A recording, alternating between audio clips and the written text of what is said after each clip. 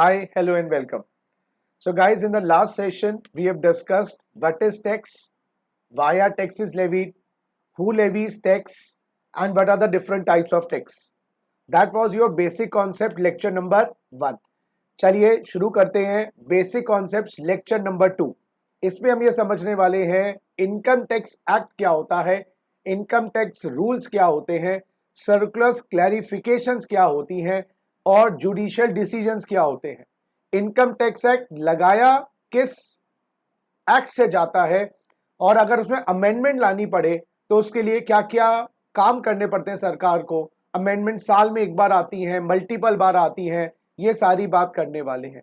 साथ ही बजट क्या होता है, फिनेंस बिल क्या होता है, फिनेंस एक्ट क्या होता है, ये भी आज की चर्चा का डिस्कशन है. अपनी नोटबुक्स और अपनी कॉपीज को निकाल लीजिएगा, हाथों हाथ जो मैं चीजें बता रहा हूं उनके नोट्स बना लीजिएगा. चलिए शुरू करते हैं basic concepts lecture number 2. What is required to study income tax in India. Guys, income tax को पढ़ने के लिए आपको 4 टूल्स की आवश्यकता है. तो इसको आप ये भी कह सकते हैं 4 tools to study income tax act. 4 tools to study income tax act. ये आपके 4 शस्त्र हैं, हथियार हैं, जिससे आपको इनकम टैक्स पढ़ने में आसानी होगी या आपको इनकम टैक्स समझ आने वाला है. पहला है income tax act 61, income tax rule 62, circulars clarification from CBDT और judicial decisions. Income tax act, income tax rules, circulars clarification from CBDT और जुडिशियल डिसीजंस. आइए जरा एक बार इसको समझ लेते हैं. सबसे पहला है इनकम टैक्स एक्ट. ये हमारी बाइबल, गीता, गुरु ग्रंथ साहिब, कुरान या एक स्टैट्यूटरी बुक है या स्टैट्यूटरी लॉ है जिसमें सारे इनकम टैक्स के प्रोविजंस डाले हुए हैं. ज्यादा नहीं, 298 सेक्शंस है. ज्यादा नहीं, 1 से लेकर 298 सेक्शंस इसके अंदर हैं. Income tax act 61. तो इस एक्ट में क्या लिखा है, इस एक्ट में पूरा कच्चा चिट्ठा है, किसको इनकम टैक्स देना है, कब देना है, कैसे देना है, वगैरह वगैरह. नहीं दिया तो सरकार क्या करेगी. From A to G all about income tax. और ये एक्ट किसने पास करी है, सेंट्रल गवर्नमेंट ने. क्योंकि मैंने पहले बताया था पिछले लेक्चर में कि income tax act is levied by the central government by entry number 82. हाँ, एग्रीकल्चर पे नहीं लगेगा, ये बात हमने कहा था, कॉन्स्टिट्यूशन ने हाथ बांध रखे थे. तो income tax act consist of 298 section. लेकिन क्या सर हमारे लिए सारे सेक्शंस हैं? मैं ये बोलूंगा सारे सेक्शंस नहीं है, अप्रोक्सीमेटली 50% से भी कम हमारे सिलेबस में है. बाकी जो हम पढ़ते हैं वो आगे वाले लेवल्स में पढ़ते हैं. पर ये जरा इनकम टैक्स एक्ट 61 के बारे में थोड़ा सा लिख ले. It contains the provisions for the levy of tax, for the levy and collection of tax. Income tax लगाने के लिए और उसको जमा करवाने के लिए सारे प्रोविजंस है. इसमें यह भी लिखा है who is liable to pay income tax, who is liable to pay income tax. Income tax कब देना होता है, when you have to pay income tax, how you need to pay income tax, if you don't pay income tax what is the penalty, what is the fine, और which incomes पे income tax देना है. सारा A to Z. Yes my dear friend, सारा A to G income tax act 61 के अंदर लिखा हुआ है. देखिए, when we were child we studied, when we become adults we are studying, and when we become old we again study. तो पढ़ाई तो हमारी हमेशा चलती रहती है. एक्ट में मैं ये बोलूंगा अभी आप बच्चे तो अब आप यही है मेरे लिए. तो देन मिडिल एज में आ गए हैं और ओल्ड एज में भी आ गए हैं. This act we need to study till we die because I don't think any other law है जो रियल लाइफ से इतना कनेक्टेड है. जितने भी आप लॉस पढ़ेंगे कोई 2-4 साल साथ निभाएगा, 6-7 साल निभाएगा, लेकिन फ्रॉम चौकीदार to prime minister of India everybody requires the knowledge of taxation. और इनकम टैक्स एक्ट एक ऐसा एक्ट है जो अब जिंदगी भर, आप आज अगर पहली बार पढ़ रहे हैं इसको, जिंदगी भर आपका साथ नहीं छोड़ने वाला. Because whether you go for a job or you start your own business or have your startup or do any kind of a thing, income tax तो आपको देना ही पड़ेगा. चलिए, अब क्वेश्चन मन में ये आता है इनकम टैक्स एक्ट हिंदुस्तान में पहली बार कब आया था, या उससे भी पहले मेरा क्वेश्चन ये मन में आता है इनकम टैक्स के फाउंडर कौन है? Who is the founder of income tax in India? आप आंसर सोच के बताइए मुझे, who is the founder of income tax in India? Answer is quite funny, the founder of income tax is Mangal Pandey. Sir, Mangal Pandey, he was the first freedom fighter. आपको 1857 की बात याद होगी। He was the first freedom fighter who revolted against the British government. पहला freedom fighter थे। इन्होंने अंग्रेज सरकार के खिलाफ बगावत शुरू करी थी। कहा था भाई अंग्रेज जाओ, और हल्के हल्के हल्के हल्के ये चिंगारी पूरे देश में फैल रही थी। जब जाके लगा लीजिए 100 साल के आसपास लग गए हमें आज़ादी पाने के लिए, 90 साल के आसपास हमें लगे 1857 में। और उससे पहले भी ब्रिटिश इंडिया तो वो ईस्ट इंडिया कंपनी आ गई होगी। तो मंगल पांडे ने चिंगारी सुलगाई थी, लोगों को जागरूक किया था, लोगों को अवेयरनेस करी थी कि इनको भगाओ बाहर हमारे देश से। तो उस टाइम पे ब्रिटिश सरकार के पास फंड्स की कमी थी, they didn't have the money. तो उन्होंने सोचा कि भाई अब पैसा चाहिए होगा, इस जो हिंदुस्तान जाग रहा है, जो लोग विद्रोह कर रहे हैं उनको दबाने के लिए गोला बारूद चाहिए होंगे, बंदूकें चाहिए होंगी, सेनानी कह लेंगे, सैनिक चाहिए होंगे। ब्रिटिश बाहर से यूरोप से सोल्जर्स मंगवाने हैं। उस टाइम पे James Wilson, yes my dear friends, who was the finance minister, James Wilson who was the finance minister at that point of time, introduce income tax. तो ये इनकम टैक्स जाके 1860 में introduce हुआ। Income tax act लगने से पहले guys लगान लगाया जाता था, जो हमने पिछली क्लास में भी चर्चा करी थी। तो वो नॉन मॉनेटरी था, लेकिन उसमें पैसा तो नहीं आता ना। अल्टीमेटली मनी आएगा तो you have more freedom to do many things. अगर आज मुझे भी हर काम के बदले में गुड्स ही मिले तो मैं गुड्स को कितना करूंगा, कुछ बेचने पड़ेंगे, कितने घर में रखूंगा। पैसा आ जाता है तो मेरे पास फ्रीडम आ जाता है। तो इसलिए जेम्स विल्सन, जो who was the finance minister in the British government at that point of time, decided to introduce income tax for the first time in India 1860। तो हिस्ट्री कुछ ऐसे चलती है। 1860 में पहली बार इनकम टैक्स एक्ट आया, फिर 1886 में आया, फिर 1919 में आया, फिर 1922 में आया, और फिर 1961। That is the latest income tax act which we study. yes, it became applicable, this income tax act 1961 became applicable from 1st of April 1962। it became applicable from 1st of April 1962। yes my dear friends, 1st of April 1962। तो ये sir बीच में बदल क्यों रहे हैं? 30-40 साल के बाद जनरली कुछ ना कुछ चेंजेस आई जाती हैं। जैसे कंपनीज एक्ट 1956 रिप्लेस हो गया कंपनीज एक्ट 2013। हाँ, इनकम टैक्स ने अभी बहुत लंबी जर्नी कर ली है, 60 साल हो गए हैं। बीच में 8 से 8-9 साल पहले एक प्रक्रिया गवर्नमेंट ने शुरू भी करी थी डायरेक्ट टैक्स कोड लाने की, DTC डायरेक्ट टैक्स कोड, लेकिन उसको स्क्रैप कर दिया गया। और अब गवर्नमेंट की प्लानिंग तो है, लेकिन ऑब्वियसली गवर्नमेंट जब प्लान करती है तो उसके बाद 4-5 साल लग ही जाते हैं उसको इम्प्लीमेंट करने में। GST को इम्प्लीमेंट करने में तो लग गए 15 से 17 साल मिनिमम। इसी तरीके से जब अब नया कोई इनकम टैक्स एक्ट आएगा, पुराने टैक्सेस लोग समझ जाते हैं और एकदम बदल देना बिकम्स डिफिकल्ट। तो the latest income tax act which we are studying is income tax act 61 and applicable from 1462, and the oldest income tax act was 1860। now you might be wondering, sir 1961 का act हम पढ़ रहे हैं, 60 years, more than 60 years पुराना, तो इसमें क्या कोई सर बदलाव नहीं आते? ठीक है, आप नया एक्ट लाओगे वो तो दूर की बात है, नया घर बनाओगे दूर की बात है, जो एग्जिस्टिंग घर है उसमें मरम्मत नहीं करवाओगे क्या? कुछ ना कुछ तो मरम्मत करवानी पड़ेगी। गाड़ी लेते हैं, नई गाड़ी 5-7 साल के बाद ही तो खरीदोगे, लेकिन अगर खराब हो जाती है तो रिपेयर तो करोगे। तो इनकम टैक्स में रिपेयरिंग कैसे होती है, या इनकम टैक्स में अमेंडमेंट्स कैसे आती हैं?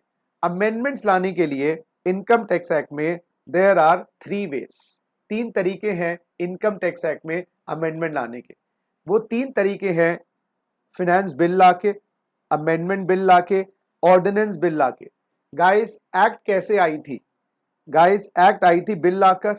यस, एक्ट भी तो बिल लाकर आई थी, तो अमेंडमेंट भी बिल लाकर आएगी। जैसे लोहा है, कोई लोहे की गाड़ी है तो लोहे से बनी है, अगर गाड़ी कुछ टूट जाता है तो वहां पर लोहे का ही तो पैच लगाना पड़ेगा, प्लास्टिक का पैच तो काम नहीं चलेगा। बात समझिए, तो लोहे को लोहा काटता है तो एक्ट को भी एक्ट ही काटेगा। और एक्ट कैसे बना है? बिल से। तो अमेंडमेंट भी कैसे आएगी? बिल से। उस बिल को फिर पास करवा के एक्ट बनाएंगे और हमारी पुरानी एक्ट में चेंजेस आएंगी। तो yes guys, whenever you want to change any act you require a bill, because act भी बिल से बनी है। तो दूध में दूध ही मिलाओगे ना, वो बात अलग है, कई लोग पानी भी मिला देते हैं, लेकिन मैं बात वो कर रहा हूं कि कोई चीज है उसको जैसे वो बनी है अमेंडमेंट भी वैसे ही आएगी। मेरी बात समझ आ गई? तो पहली अमेंडमेंट है फिनेंस बिल के माध्यम से, दूसरी अमेंडमेंट है अमेंडमेंट बिल के माध्यम से, ऑर्डिनेंस बिल के माध्यम से भी चेंजेस आती है और हम ये लेटेस्ट चेंजेस हमें करनी है। आइए जरा, हर साल हमारी वित्त मंत्री साहिबा बजट लेके आती हैं पार्लियामेंट के अंदर। बजट कब आता है? 1 फरवरी, किसी भी साल के 1 फरवरी को बजट आता है। तो बजट 2023 कब आया? 1 फरवरी 2023 को। बजट 2022 कब आया? 1 फरवरी 2022 को। बजट 2024 कब आया? 1 फरवरी 2024 को। तो फर्स्ट डे ऑफ फरवरी। और हमेशा याद रखिएगा, बजट आने वाले फाइनेंशियल ईयर के लिए होता है। बजट आने वाले फाइनेंशियल ईयर के लिए होता है। तो मैं बजट 2023 की बात करूं तो ये फाइनेंशियल ईयर 23-24 के लिए होगा। अगर मैं बजट 2024 की बात करूं, ये होगा फाइनेंशियल ईयर 24-25 के लिए। आने वाले, जब ये 2 महीने पहले गवर्नमेंट इंट्रोड्यूस कर देती है, प्लानिंग तो काम होने से पहले होती है ना, मकान बनाने से पहले नक्शा बनाया जाता है। बात समझ आ रही है? तो बजट 2023 जो है 23-24, ऐसे बजट 2002, बजट 2002 वो होगा फाइनेंशियल ईयर 2-3 के लिए, फाइनेंशियल ईयर 2-3 के लिए। तो आने वाले फाइनेंशियल ईयर से पहले बजट 28 फरवरी को आता था। तो सरकार के पास उस बजट को पास करवाने के लिए महीना बचता था खाली, क्योंकि मार्च का महीना अप्रैल से लागू हो जाएगा। तो इसलिए ये चेंजेस 2014 में जब मोदी गवर्नमेंट आई तो उन्होंने इंट्रोड्यूस करी कि लेट्स ब्रिंग बजट थोड़ा सा पहले, so that we have more time for implementation. Otherwise budget pass होते होते अप्रैल मई हो जाता था और साल शुरू हो जाता था। तो स्टार्टिंग के 1-2 महीने समझ नहीं आता था, पुराना काम से ही काम चलाना पड़ता था, क्योंकि नई बजट अलोकेशंस नहीं हो पाती थी। तो that is the reason budget को 1 अप्रैल से लागू करना स्टार्ट। अच्छा, बजट वैसे एक बहुत कॉम्प्लेक्स डॉक्यूमेंट है, मैं उसकी पूरी चर्चा नहीं कर रहा, क्योंकि जो रेलेवेंट चीजें हमारे सिलेबस में वो पढ़ना है। इंपॉर्टेंट है नॉलेज लेना, लेकिन इंपॉर्टेंट इक्वली है मार्क्स भी लेना। So we'll maintain a balance between knowledge and your marks. पूरा ही मार्क्स के लिए हम काम करें, वो भी जस्टिस नहीं होता है प्रोफेशन के लिए, कि आप मार्क्स के लिए पढ़ा रहे हो खाली, और खाली नॉलेज ही देते रहें, वो भी जस्टिस नहीं होता। तो a teacher has to strike a balance between knowledge and marks, जहां पर वो दोनों चीजें आपको बताई। तो उस बजट के अंदर एक इंपॉर्टेंट डॉक्यूमेंट होता है, वो होता है फाइनेंस बिल। यस, ये फाइनेंस बिल में आपकी टैक्स की प्रपोजल्स होती है, जो टैक्स की अमेंडमेंट्स हैं, प्रपोजल्स हैं, वो होती है for the coming financial year. तो सीधी सी बात है, बजट 2024 में आने वाला फाइनेंशियल ईयर 24-25 की चेंजेस होंगी। 22-23 बजट के अंदर 23-24 की चेंजेस होंगी, और बजट 2002 के अंदर आपकी 2022 और 2023 की चेंजेस होंगी। ऐसे ही फाइनेंस बिल आता है गाइस। तो फाइनेंस बिल 2024 में, सुनिए मेरी बात, समझे मेरी बात, फाइनेंस बिल 2024 में, फाइनेंस बिल 2024 में कौन से साल की चेंजेस होंगी? 24-25, ये मैंने आपको बताया। फाइनेंस बिल 23 में कौन सी चेंजेस होंगी? 23-24 की, मैंने बताया। फाइनेंस बिल 2022 में 22-23 की चेंजेस होंगी। इस बात को थोड़ा ध्यान। तो एक बार रिकैप करिए, बजट में होता है फाइनेंस बिल, तो ऐसा लिख लीजिए, बजट में होता है फाइनेंस बिल। बजट कब आता है? 1 फरवरी ऑफ अ ईयर मान लीजिए XX, जो भी ईयर है। Finance bill, yes, finance bill भी उसी साल का होगा। तो अगर बजट आया मान लीजिए 2024 में, बजट आया 2024 में, इसमें होगा फाइनेंस बिल 2024, फाइनेंस बिल 2024, और ये बजट 2024 कहा जाएगा। और ये फाइनेंस बिल में टैक्स प्रपोजल्स होंगी, डायरेक्ट इनडायरेक्ट, जो सेंट्रल गवर्नमेंट की हैं। अच्छा, स्टेट गवर्नमेंट अदमा बजट लेके आएगी, यस, तो टैक्स की प्रपोजल्स होंगी, डायरेक्ट इनडायरेक्ट दोनों, direct indirect. Coming financial year, तो फिर अगर 24 है तो कमिंग फाइनेंशियल ईयर हो गया 24-25। इसी तरीके से अगर बजट 2023 का बजट है तो इसमें finance bill 2023, coming financial year 23-24, ऐसे ही आप कर सकते हैं। ठीक है ना, क्लियर है बात। तो budget contains the finance bill contains the tax proposals. अभी ये फाइनलाइज नहीं हुई है, इंटेंशन है गवर्नमेंट की जो एक्ट में बदलाव लाना है, इनकम टैक्स एक्ट में, कस्टम्स एक्ट में, जीएसटी की एक्ट में जो बदलाव लाने हैं वो ये। ऑब्वियसली वो बदलाव जो होते हैं उनको अप्रूवल लेनी पड़ेंगी। आइए जरा आगे बढ़ते हैं। अब इस बजट के जो फाइनेंस बिल होता है इसमें लोकसभा में चर्चा होती है, तो वित्त मंत्री साहिबा लोकसभा में इसको पढ़ती हैं। बहुत वहां पर उस टाइम पे स्टॉक मार्केट बहुत ऊपर है नीचे चल रही होती हैं, बहुत लोग दिल थाम के बैठे हुए होते हैं कि क्या चीज महंगी होने वाली है, क्या चीज सस्ती होने वाली है। बहुत ज्यादा एक तरीके से सस्पेंस का माहौल होता है। सबसे ज्यादा जो बजट के अंदर लोग लुक करते हैं वो आपका होता है बजट की इनकम टैक्स के चेंजेस, क्योंकि इनकम टैक्स का इफेक्ट डायरेक्टली लोगों पे पड़ता है, इनडायरेक्ट टैक्स का इनडायरेक्टली इंपैक्ट पड़ता है। तो लोग बहुत चाव से सुनते हैं, स्टॉक मार्केट से ऊपर नीचे हो रही होती है, लोगों की प्लानिंग धरी की धरी रह जाती है, अगर कुछ टैक्सेस बढ़ गए तो या घट गए तो फायदा भी हो जाता है। लोकसभा में डिस्कशंस के बाद वहां पर वो पास होगा, इमीडिएटली नहीं होता है, टेक्स टाइम। फिर राज्यसभा में जाता है जहां पर उसको हम अपर हाउस ऑफ पार्लियामेंट भी कहते हैं।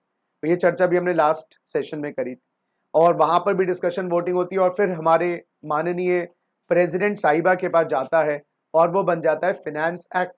फाइनेंस एक्ट बनते ही वो अप्रूवल हो गई है, फाइनलाइज हो गया है। तो यस गाइस, अब जैसे हमारा ये फाइनेंस बिल था, ये जब अप्रूव हो जाएगा तो ये बन जाएगा finance act XX, finance bill 24 बन जाएगा फाइनेंस एक्ट 24, फाइनेंस बिल 23 बन जाएगा फाइनेंस एक्ट 23। इस टाइप से काम चलता है। तो जो फाइनेंस बिल होता है पास होने के बाद लोकसभा राज्यसभा से वो जाता है माननीय प्रेसिडेंट साहिब के पास। अभी हमारी मैडम है, तो उससे पहले हमारे रामनाथ कोविंद जी थे।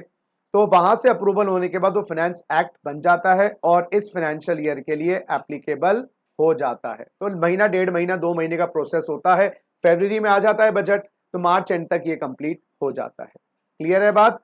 चलिए, तो ये हमारी पहली चेंज के तरीका बताया, रिपेयरिंग का तरीका बताया इनकम टैक्स एक्ट का। 3 तरीके हैं बच्चों, 3 तरीके हैं। पहला बताया फाइनेंस बिल का माध्यम, दूसरा तरीका है अमेंडमेंट बिल का माध्यम। अब प्रॉब्लम क्या होती है, फाइनेंस बिल तो बजट एक टाइम पे ही आता है, जैसे घर का राशन एक टाइम पे आता है। अब बीच में कोई चीज खत्म हो जाए तो अब यार अगले साल की वेट तो नहीं कर सकता ना बजट आने की। जैसे महीने में राशन मंगवाया, बीच में कोई पार्टी वार्टी हो गई, राशन खत्म हो गया, कोई चीज खत्म हो गई, अब अगले महीने फिर ऑर्डर करेंगे, जब तक तो वेट नहीं किया जा सकता। उस केस में अमेंडमेंट बिल्स का उपयोग हमारे कॉन्स्टिट्यूशन ने दिया हुआ है कि आप साल के बीच में भी, यस, आपका फाइनेंशियल ईयर चल रहा है उसके बीच में भी कोई अमेंडमेंट्स ला सकते हो। तो फाइनेंस बिल में भी अमेंडमेंट्स आती हैं, लेकिन वो होता है टाइम टू टाइम। समझ गए, राशन 1 महीने में आता है, बीच बीच में कुछ चाहिए तो अमेंडमेंट बिल। तो अमेंडमेंट बिल का जो उपयोगिता है जरा देखिए। अमेंडमेंट बिल चेंजेस जो है करंट ईयर के बजट को दिमाग में आई, अगर कोई बात प्लान नहीं, अच्छा कई बार ऐसा होता है राशन मंगवाते वक्त दिमाग से निकल गया, ठीक है ना, तो changes after current year budget. अब करंट ईयर के बजट के बाद कोई चेंज आ रही है और बिफोर नेक्स्ट ईयर बजट, बीच में अप्रैल में, मई में, जून में कोई चेंज समझ आ रही है। अब हम वेट नहीं कर सकते, वेट कर सकते तो अगले साल के बजट में डाल देंगे, लेकिन अगर हम वेट नहीं कर सकते तो उस केस के अंदर हम अमेंडमेंट बिल ले आते हैं। जैसे फाइनेंस बिल लेके आए टाइम पर, अमेंडमेंट बिल कभी भी लाया जा सकता है। मॉनसून सेशन है आपका, विंटर सेशन है, समर सेशन है, लोकसभा में रखा जाता है, राज्यसभा में रखा जाता है, प्रेसिडेंट से साइन करवा लेते हैं और प्रेसिडेंट से जब अप्रूवल दे देते हैं वो अमेंडमेंट एक्ट बन जाती है और अमेंडमेंट एक्ट बन के वो एप्लीकेबल हो जाती है देश में उसी वक्त। अच्छा, तो अगर साल वाली चेंजेस के बीच में दूसरे साल से पहले कोई चेंज लाना चाहते हैं तो अमेंडमेंट बिल या अमेंडमेंट एक्ट्स के माध्यम से भी चेंजेस लाई जा सकती है। और तीसरा तरीका है हमारा गाइस, चाहे अमेंडमेंट एक्ट लाओ या आप फाइनेंस एक्ट लाओ, चाहे आप अमेंडमेंट एक्ट लाओ या आप फाइनेंस एक्ट लाओ, दोनों में ही पार्लियामेंट की अप्रूवल लेनी पड़ती है, दोनों में ही आपको पार्लियामेंट की अप्रूवल लेनी पड़ती है। और आपको पता है पार्लियामेंट की अप्रूवल लेने में लगा लीजिए महीना 2 महीने का टाइम लग जाएगा, महीने 2 महीने का टाइम लग जाएगा। लेकिन अगर आपको एक ऐसी बदलाव लाना है, बहुत इमरजेंसी की चेंज है और आज शाम से ही लागू करनी है, अब बिल बनाने में टाइम लगता है, पास करवाने में टाइम लगता है, तो कोई ऐसा ब्रह्मास्त्र आपके पास हो, इमीडिएटली लागू कर दें इसमें इमरजेंसी चेंजेस के लिए। यस दोस्तों, चलो टाइम तो है हमारे पास, लेकिन पार्लियामेंट सेशंस में काम करती है। कभी आपका विंटर सेशन, समर सेशन और मॉनसून सेशन होता है, पार्लियामेंट बंद होती है कुछ दिनों के लिए बीच बीच में हर सेशन के। अब बंद है, क्या करें, अब महीना वेट तो कर नहीं सकते खुलने का पार्लियामेंट। उसमें क्या आता है, बिल बनाकर हमारी कॉन्स्टिट्यूशन अलाउ करती है सीधा प्रेसिडेंट के पास भेज दीजिए सिग्नेचर के लिए, तो इसमें लोकसभा राज्यसभा को बाईपास की कर दिया गया, जरूरत नहीं है। लेकिन सर वो ऑर्डिनेंस एक्ट बन जाएगा प्रेसिडेंट के साइन होने के बाद और एप्लीकेबल हो जाएगा। लेकिन यस, ऑर्डिनेंसेस की लिमिटेड एप्लीकेबिलिटी होती है, वो ऐसा नहीं कि अनंत काल तक लागू होंगे, आपको बाद में पार्लियामेंट से अप्रूवल लेनी पड़ती है लगभग 6 महीने के अंतर्गत। अच्छा, तो पहले आप अप्रूवल लेके काम करें तो उसमें कोई दिक्कत ही नहीं है। जैसे वही वाली बात हो गई ना, लव मैरिज और अरेंज मैरिज। अरेंज मैरिज में आप पहले अप्रूवल लेके ही काम करते हो तो आपको बाद में अप्रूवल की जरूरत ही नहीं है, आप पहले अप्रूवल ले लेते हो। लेकिन लव मैरिज में आपने लव पहले कर लिया है, डिसाइड पहले कर लिया है, बाद में जाके आप पेरेंट्स की अप्रूवल लेते हो। अब बाद में अगर अप्रूवल दे दी तो आप उनके साथ रह पाओगे, नहीं दे दी तो आपको बाहर निकाल दिया जाएगा। उसी तरीके से जब ऑर्डिनेंस एक्ट बन गया, बाद में पार्लियामेंट में जाएगी बात, वहां पर पार्लियामेंट में अप्रूवल नहीं मिली तो वो रद्द हो जाता है, उसका जो इफेक्ट था वो टेम्परेरी था। तो ये टेम्परेरी होता है ऑर्डिनेंस बिल, जब हमें इमीडिएटली कोई रिलीफ नहीं चाहिए। हाँ, अगर पार्लियामेंट अप्रूवल दे दी तो वो जो कच्चा काम था, टेम्परेरी काम था, वो परमानेंट हो जाता है। तो ये 3 तरीके हैं एक्ट में संशोधन लाने के, जो आपको मैं दोबारा बताऊं। फाइनेंस बिल एनुअली आता है, time to time. Amendment bill बीच में 10 बार लाओ, फाइनेंस बिल तो एक ही बार आएगा साल में, ये आप 10 बार लाओ, 20 बार लाओ, 30 बार लाओ, कोई दिक्कत नहीं। और दोनों में ही पहले पार्लियामेंट फिर प्रेसिडेंट। लेकिन ऑर्डिनेंस बिल आप भी 10 बार लाओ, 20 बार लाओ, लेकिन पहले प्रेसिडेंट फिर पार्लियामेंट, ये बात याद रखिएगा। उसके बाद 4 चीजें इनकम टैक्स को पढ़ने के लिए चाहिए। पहली चीज मैंने आपको बता दी, इनकम टैक्स एक्ट। दूसरी चीज जो आपको इनकम टैक्स पढ़ने के लिए चाहिए, इनकम टैक्स रूल्स। तो 298 सेक्शन के आसपास तो एक्ट में थे, जिसमें से मैंने कहा 100, 125, 150 के आसपास हमें पढ़ने होंगे। इनकम टैक्स रूल्स क्या है गाइस? रूल्स का मतलब होता है प्रोसीजर्स। रूल्स का मतलब होता है प्रोसीजर्स। आइए जरा इनकम टैक्स रूल्स देख लें। इनकम टैक्स रूल्स भी एक और आपके पास बुक है जो आपको पढ़नी है। सर डराओ मत, नहीं डरा रहा मैं आपको, बिल्कुल नहीं डरा रहा। इनकम टैक्स रूल्स 1962, ये एक और पुस्तक है, इतनी मोटी, 2 मोटी मोटी पुस्तकें हैं आपके पास, एक्ट की पुस्तक और रूल्स की पुस्तक। सर फिर एक्ट में क्यों नहीं डाल देते हर चीज, रूल क्यों बना रहे हैं? रूल्स होते हैं प्रोसीजर्स, रूल्स होते हैं प्रोसीजर्स, गाइडलाइंस, फॉर्म्स, फॉर्म्स और इसके टाइम पीरियड्स एक्सेट्रा, डिटेल्स। दोबारा से रिपीट करिए। जैसे आपने एक नया घर लिया, नया घर लेते वक्त आप क्या डिसाइड करते हो? सर कितने कमरे, कितना साइज है, कितना मनी, और सब कुछ वो मोटा मोटी चीजें डिसाइड करते हो। लेकिन घर लेने के बाद आपको कुछ चीजें पहले से डिसाइड करनी, घर लेने से पहले, कि भाई उसमें कौन सा रूम कौन डिसाइड लेगा, बच्चे लेंगे वाला रूम विंडो वाला या आप लेंगे? अच्छा, सोफे कहाँ से आएंगे? तो पेरेंट्स बोलते हैं बेटा अभी से ये डिसाइड करें बातें, let us purchase the house. बच्चे झगड़ रहे हैं मुझे वो वाला रूम चाहिए, वो रूम, तो पेरेंट्स बोलेंगे बेटा थोड़ा सा होल्ड कर लो, let us buy the house and then will decide. लेकिन वो चीजें हमें डिसाइड करने के अभी नहीं। तो ऐसे ही इनकम टैक्स का जब बिल आया होगा ओरिजिनली 61 के आसपास, तो उस वक्त मोटा मोटा तो डिसाइड हो गया होगा, लेकिन इनकम टैक्स जमा किस बैंक में करवाना है, सरकारी बैंक में जमा होगा, गैर सरकारी बैंक में जमा होगा, ऑफलाइन जमा होगा, ऑनलाइन जमा होगा, और इनकम टैक्स जमा करवाने के लिए कौन सा फॉर्म भरना पड़ेगा, या इनकम टैक्स की जो रिटर्न्स होती है जिसमें आप लिखकर बताते हो मैंने इतना कमाया, उसके फॉर्म नंबर कौन सा होगा, ये सारी जो प्रोसीजर्स होते हैं, ये सारी जो गाइडलाइंस होती हैं, ये अभी डिसाइड नहीं हो सकती, क्योंकि अभी तो पहले अप्रूवल तो ले लें एक्ट की, उसमें पापड़ बेलने पड़ते हैं। अपोजिशन का, अगर गवर्नमेंट की अपनी कम मेजोरिटी है तो अपोजिशन को भी साथ में लाना पड़ता है, अपने जो रूलिंग मेंबर्स हैं उनको भी साथ में लाना पड़ता है। तो वो जो गाइडलाइंस प्रोसीजर्स हैं वो रूल्स में डाल देते हैं और एक्ट में लिख देते हैं एक शब्द, हर जिस सेक्शन में रूल लाना है, एज प्रिस्क्राइब। एज प्रिस्क्राइब का मतलब ये हो जाता है बाद में रूल्स आ जाएंगे, और ये रूल्स कौन बनाएगा? CBDT इनकम टैक्स के 295 सेक्शन में लिखा है रूल्स बनाने की पावर हमने किसको दे दी है? CBDT को।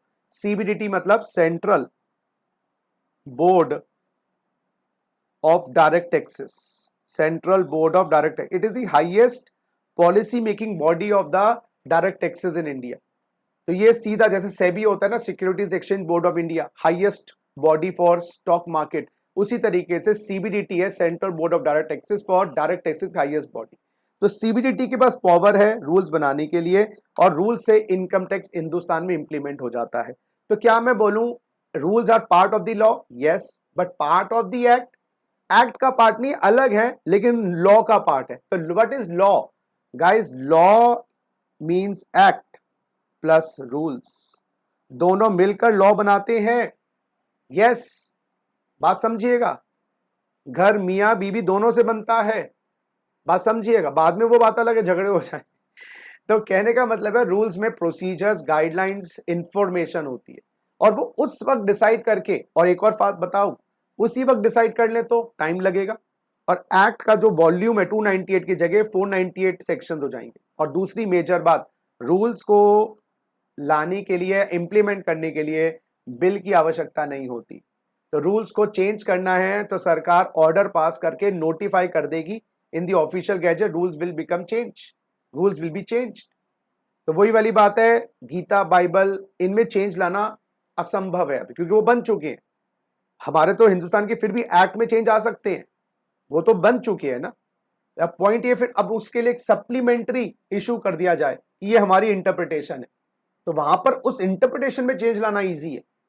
समझ गए बात? तो एक्ट में चेंज लाने के लिए पापड़ बेलने पड़ते हैं और बार बार बिल लाना पड़ता है। मान लीजिए कोई फॉर्म है, उसमें अब फॉर्म के अंदर लिखना गया है फादर्स नेम भी लिखना है, अच्छा फादर्स नहीं है तो मदर्स नेम भी लिखना है। अब वो फॉर्म को बदलना है, उसका फॉर्मेट बदलना है, और एक्ट में ही फॉर्म डाल दिया, बिल लाना पड़ेगा ना। एक्ट का एक डॉट भी, एक कॉमा भी, एक फुल स्टॉप भी चेंज करने के लिए बिल लाना पड़ता है। एक्ट में हटा नहीं सकते फॉर्म, ऐसा नहीं कि इग्नोर कर दो, बुक में तो मिसप्रिंट होती है, हम बोल देते हैं डॉट को हटा दो, कॉमा को हटा दो, एक्ट के बिल लाना पड़ेगा। इसलिए एक्ट वॉल्यूम ना बढ़ जाए एक्ट की, और एक्स्ट्रा इंफॉर्मेशन एक्ट में ना आ जाए, एक सप्लीमेंट्री इशू कर देते हैं, और सप्लीमेंट्री को चेंज करने के लिए, लागू करने के लिए एक्ट की आवश्यकता, बिल की आवश्यकता नहीं है। हां, इस रूल्स को लाने के लिए एक्ट में लिखा होगा as prescribed as per the rules, तो लिखा होगा टाइम लिमिट एज प्रिस्क्राइब्ड, समझ जाना उस सेक्शन पे कोई रूल होगा। लिखा होगा tax should be deposit in the prescribed bank, फिर अफसर लोग CBDT के प्रिस्क्राइब करेंगे कौन कौन से बैंक्स हैं जहां पर टैक्स जमा करवा सकते हैं। ठीक है, तो रूल्स भी पढ़ने हैं। हाँ, बीच बीच में जैसे हम आगे बढ़ेंगे, जो इंपॉर्टेंट रूल्स हैं हमारे सिलेबस में, उनकी चर्चा भी मैं करूंगा। तीसरी चीज इनकम टैक्स को पढ़ने के लिए हमें जो चाहिए, that is circulars and clarification. तो कोई नया एक्ट में प्रोविजन आया, कोई नई बात रूल्स में आई जो कंफ्यूजन क्रिएट कर रही है, कंफ्यूजन क्रिएट करे, समझ नहीं आ रहा ये क्या चीज है, तो हम किसके पास जाएं अपने शंकाओं का, अपनी डाउट्स का निवारण करने के लिए? आपको डाउट्स आते हैं तो आपको स्क्रीन पे मेरा नंबर दिखाई दे रहा होगा 8700099028, इस पे आप अपने व्हाट्सएप मैसेज करेंगे अपने नाम के साथ और अपने क्वेरी के साथ, so that I will respond to your queries. तो ये नंबर आपका रजिस्ट्रेशन का नंबर भी है, जहां से भी आपने कोर्स लिया है XYZ इंस्टीट्यूट से, आपको अपना नाम, नेम और इंस्टीट्यूट का नंबर यहां पर भेजना है, so that I can store your number, and whenever you send me a message I'll come to know कि this is that student. Fine. तो आपकी जो टेक्स्ट के डाउट्स आते हैं आप मुझसे पूछते हैं, लेकिन गाइस अगर रियल लाइफ में हमें प्रोफेशनल्स को डाउट आए, ये जो नया प्रोविजन अमेंडमेंट बिल के थ्रू या आपका फिनेंस बिल के थ्रू या आपके ऑर्डिनेंस बिल के थ्रू जो एक्ट्स बन गई हैं, उसमें कोई चेंजेस आई हैं, कोई नया नोटिफिकेशन करके रूल लाया गया है, हमें क्लैरिटी नहीं है, तो हम CBDT को लिखते हैं। तो CBDT 119 सेक्शन में क्लैरिफिकेशंस इशू करती है सेक्शंस को क्लैरिफाई करने के लिए। They have the power to issue clarification. Circulars आते हैं, क्या circulars part of the law है? इस पे थोड़ी सी चर्चा कर लें। क्या circulars part of the law है? Yes. Part of the act है? नो। तो सर्कुलर्स जो होते हैं वो पार्ट ऑफ द लॉ तो है, लॉ का पार्ट तो है, जैसे रूल्स भी पार्ट ऑफ द लॉ है, लेकिन वो एक्ट में नहीं है, अलग से है। हाँ जी, पार्ट ऑफ द लॉ तो है but not part of the act, not part of the act, not part of the act, act का पार्ट तो नहीं है लेकिन पार्ट ऑफ द लॉ है। अच्छा, ये सर्कुलर्स में लिखा है x is equal to Y, ये हमारी इंटेंशन है। क्या मुझे ये फॉलो करना है सर्कुलर ने? अच्छा, मुझे क्या लॉ फॉलो करना है? ऑब्वियसली। लेकिन क्या मुझे सर्कुलर फॉलो करना है? इस पे बाइंडिंग इफेक्ट देख लीजिएगा सर्कुलर का, सर्कुलर का बाइंडिंग इफेक्ट। अगर सर्कुलर जो है ये इनकम टैक्स अथॉरिटीज के लिए बाइंडिंग है, क्योंकि ये सीबीडीटी में महामहिम जो है इनकम टैक्स अथॉरिटी से बाइंडिंग है। महामहिम भाई, CBDT is the supreme body for policy making of direct taxes.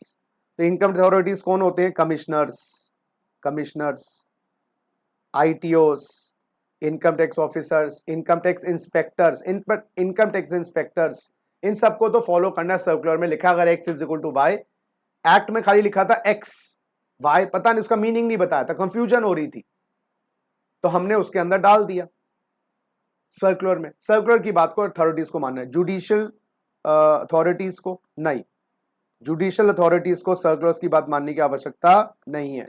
सरकार का ऑर्डर है ना, वो लॉ तो नहीं है, पार्ट ऑफ द लॉ है ना, एक्ट तो नहीं है ना।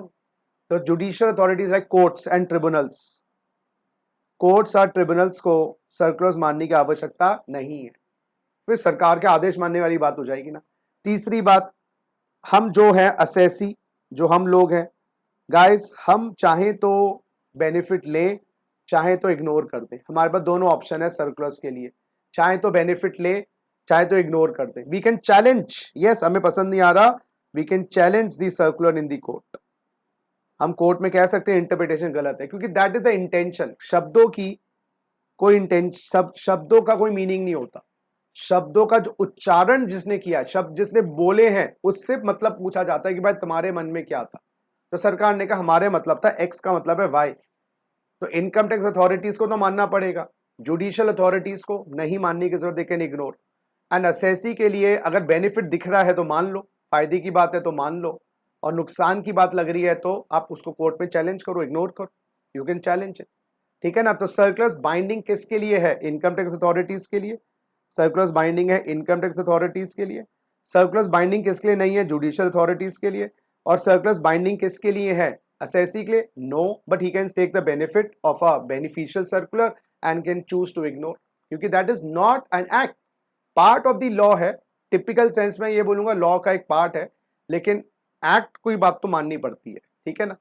चलिए, तो सर्कुलर्स हमें क्लैरिफाई कर, तो बीच बीच में जो इंपॉर्टेंट सर्कुलर्स होंगे आई टेल यू, ये सर्कुलर में पढ़ना है। और चौथी चीज इनकम टैक्स को पढ़ने के लिए है जुडिशियल डिसीजंस। गाइस क्या होता है, डिस्प्यूट अराइज हो जाता है। मान लीजिए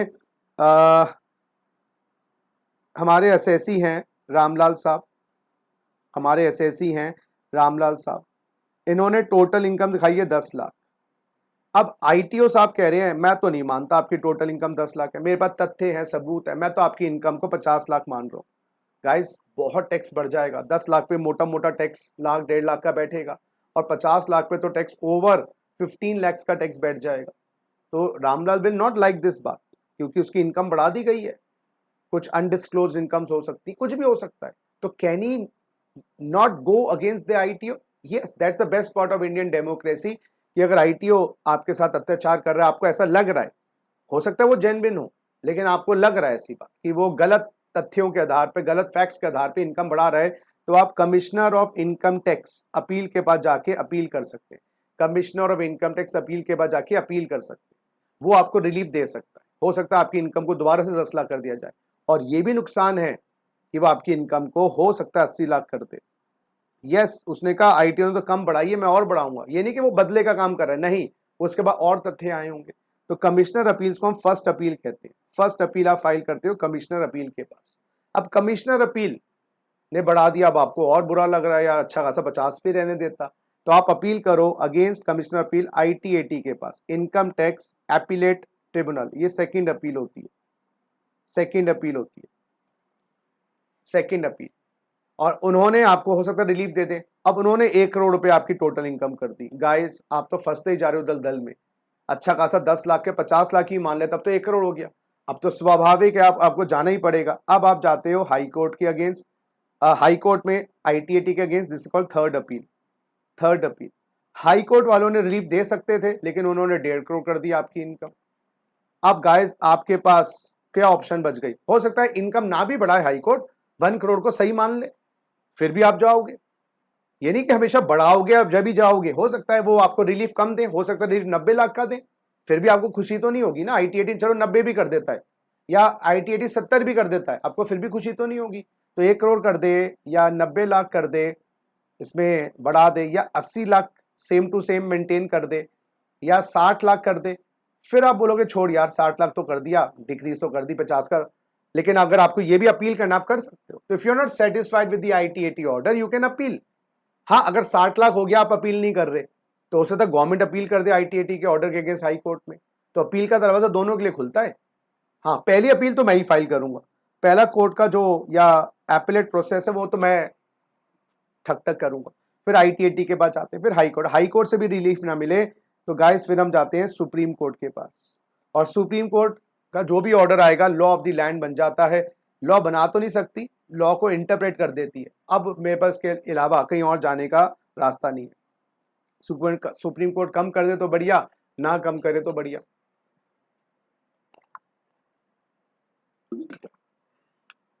चलिए जरा देख लीजिए ये एपलेट प्रोसेस दोबारा से। हाँ जी, तो सबसे पहले CIT appeals, commissioner of income tax appeal के पास हम जाते हैं। Commissioner of income tax appeal CR building और दिल्ली में सिविक सेंटर है, यहाँ पर भी इनके ऑफिसेज हैं, यहाँ पर जाकर हम जाते हैं। उसके बाद second authority ITAT, income tax appellate tribunal. तीसरी अथॉरिटी जहाँ पर हम जाते हैं हाई कोर्ट, और चौथी अथॉरिटी है सुप्रीम कोर्ट। अब थोड़ा सा इस पे एक चर्चा होती है कि सर इनके जो डिसीजंस हैं उनकी क्या लीगल इफेक्ट है, उनके जो डिसीजंस हैं उनका क्या लीगल इफेक्ट है।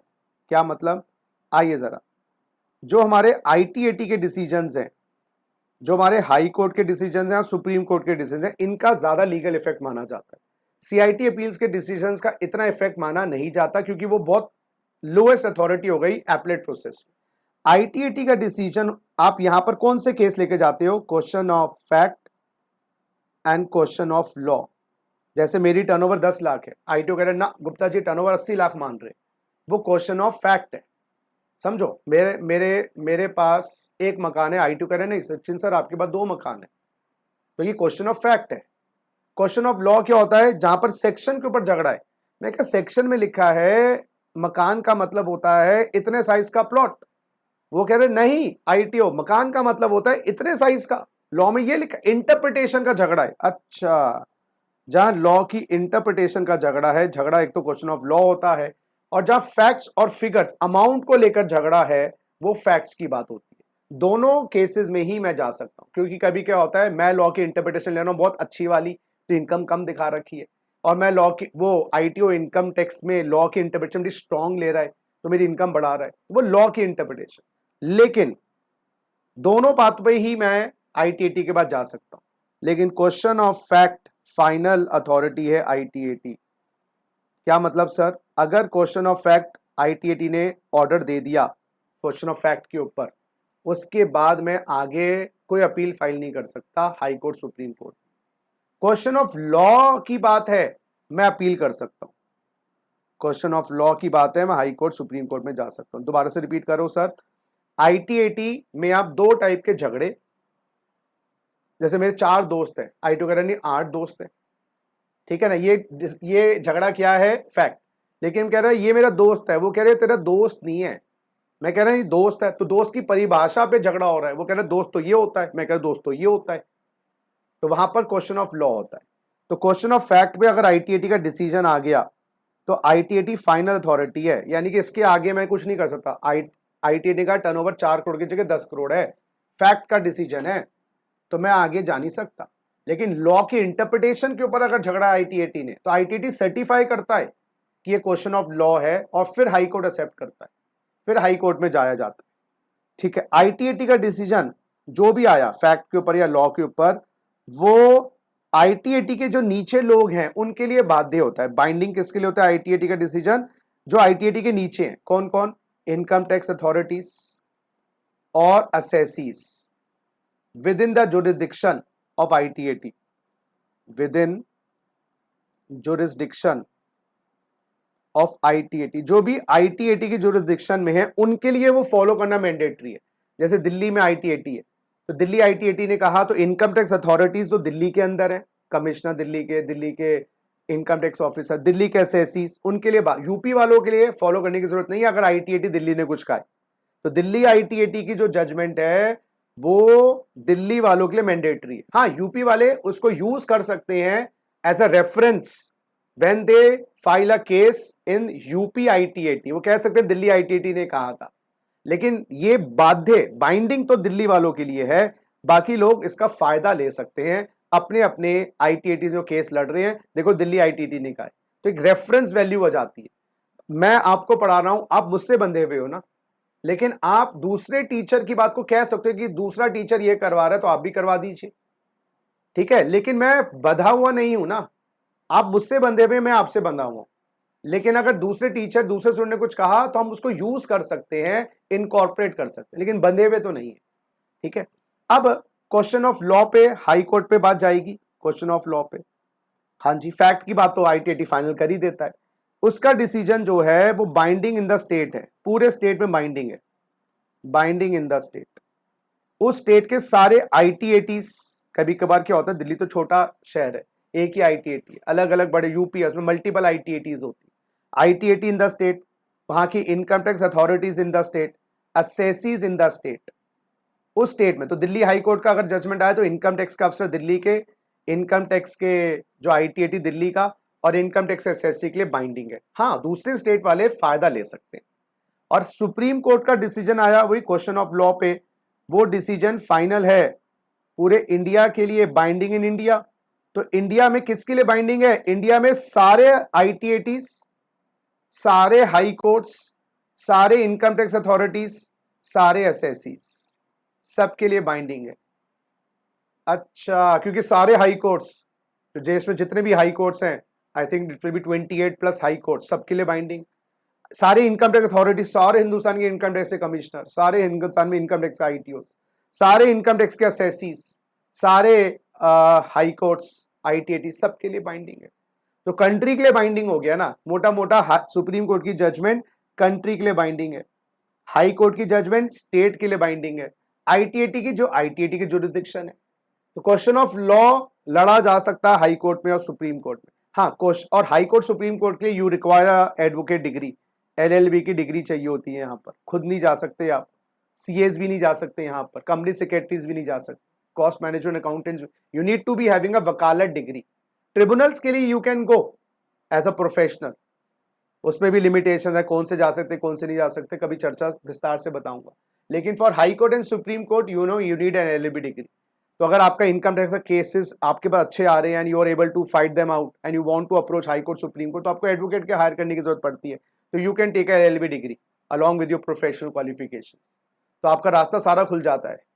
तो आप CIT के बाद जा सकते हैं, ITAT के बाद, क्योंकि आपके वो लाइसेंस आ गया ना रिप्रेजेंट करने का अपने क्लाइंट को। तो ये आपकी जो बात है हमने आज करी, एक बार रिकैप करते हैं गाइस। तो आज हमने बात करी इनकम टैक्स को पढ़ने के लिए 4 इंपॉर्टेंट टूल्स हैं। पहला टूल है आपका, माय डियर फ्रेंड्स, पहला टूल है आपका इनकम टैक्स एक्ट, जो आपका एक स्टैट्यूटरी लॉ है जिसमें 298 सेक्शंस हैं, हु व्हेन व्हाट सब कुछ दिया हुआ है, यही तो आगे की क्लास में चर्चा होगी। इनकम टैक्स रूल्स, जो प्रोसीजर्स हैं, गाइडलाइंस हैं। एक्ट कौन बनाता है? सरकार। और पुरानी एक्ट सबसे पहले 1860, लेटेस्ट वाली 1961, 1/4 से लागू हो गई।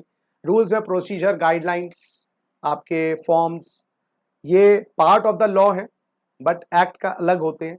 सर्कुलर क्लैरिफिकेशन, CBDT, रूल्स भी CBDT लाते हैं 295 सेक्शन में, सर्कुलर क्लैरिफिकेशन भी CBDT लेके आते हैं 119 सेक्शन में। वो पार्ट ऑफ द लॉ है but not part of the act है। सर्कुलर्स किसके लिए बाइंडिंग है, किसके लिए नहीं बाइंडिंग है, किसको फॉलो करना है, ये भी बात करी। और लास्ट में जब झगड़े सियापे और लड़ाई हो जाए तो उस पर कोर्ट की जजमेंट्स आती हैं, जुडिशल कोर्ट की जजमेंट्स भी कहा जाता है। उसके अंदर फिर हम ये पढ़ते हैं वो जजमेंट्स का लीगल इफेक्ट क्या है। सुप्रीम कोर्ट की जजमेंट पूरे देश के लिए लागू होती है, हाई कोर्ट की उस स्टेट के अंदर जितने भी आपके पर्सन्स हैं उनके लिए। आईटीएटी की जजमेंट आईटीएटी के लोगों के लिए जो नीचे उनके हैं, अगर इलाहाबाद आईटीएटी है तो इलाहाबाद में ही लागू होगा ना, कानपुर आईटीएटी में लागू नहीं होगा। UP is a very big शहर। चलिए गाइस, आज आई होप आप लोगों को चीजें समझ आई होंगी। क्वेरी नंबर मैंने आपको ऑलरेडी दे रखा है 8700099028। यहाँ पर आपको रजिस्टर भी करवाना है और यहाँ पर आपको अपनी क्वेरीज भी भेजनी है। अगले सेशन में क्या करने वाले हैं, अगले सेशन में हम इनकम टैक्स के बेसिक्स से शुरू करने वाले हैं, इनकम टैक्स की कैलकुलेशन शुरू करने वाले हैं। अब ये लास्ट 2 सेशंस में आपका बेस फाउंडेशन नींव हमने डाल दी है। अब आगे इनकम टैक्स की कैलकुलेशन स्टार्ट होने वाली है। Take care, god bless you, bye.